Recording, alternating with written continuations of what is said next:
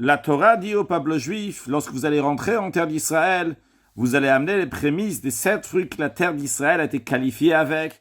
Et à ce moment-là, le juif déclare certaines choses à Hachem, puis le Kohen y prend du panier, donc ses fruits, et après la Torah dit, puis tu parleras à voix haute, et tu diras devant Hachem ton Dieu, etc., etc., Ve'anita ve'amata lifnei Hachem Elokecha en hébreu.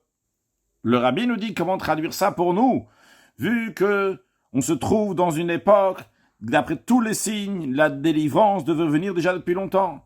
On comprend que c'est quoi le Ve'anita ve'amata lifnei Hachem Elokecha du juif d'aujourd'hui. Qu'est-ce que le juif d'aujourd'hui doit dire haut et fort?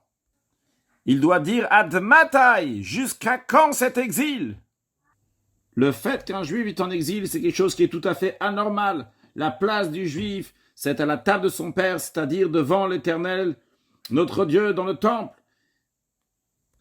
Et par le fait qu'un juif, il demande et il crie à Dieu, je t'en prie, aie miséricorde et pitié, sors les peuples juifs de cet exil, amène déjà à la Géoula, amitit v'ashleim, à la délivrance, avec Mashiach Tzidkenu.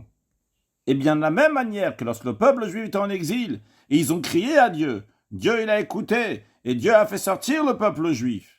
Donc lorsque le juif de nos jours, il crie à Dieu, il dit, je veux sortir de l'exil, Ad matai, jusqu'à quand ça a la force d'amener la délivrance? Concrètement, et particulièrement qu'on se trouve dans le mois de Elul, que le roi, qui fait référence à Dieu, se trouve dans le champ, et tout le monde peut aller le voir, et il accueille tout le monde avec un beau visage, et il montre à tout le monde un visage souriant. Alors c'est sûr et certain que Hachem, il écoute la demande de tous les Juifs, et par cela, Tavo el haaretz, on viendra à la terre que Hachem nous donne, en héritage, on va s'y installer très prochainement avec la venue de Mashiach Now.